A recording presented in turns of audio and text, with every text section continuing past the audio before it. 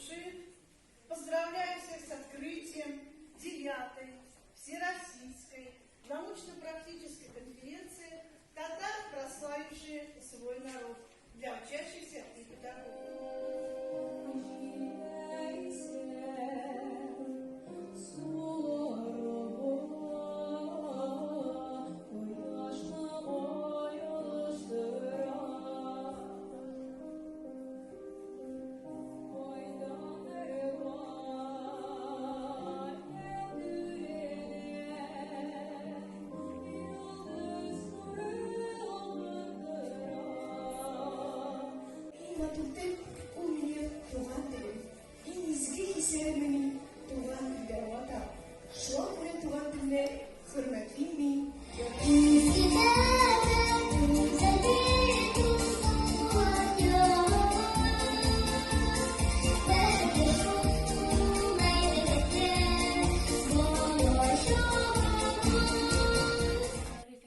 Pedagog, o'qituvchi Ilgizar Temirshinning xizmatlari avvalım tarixini aşar.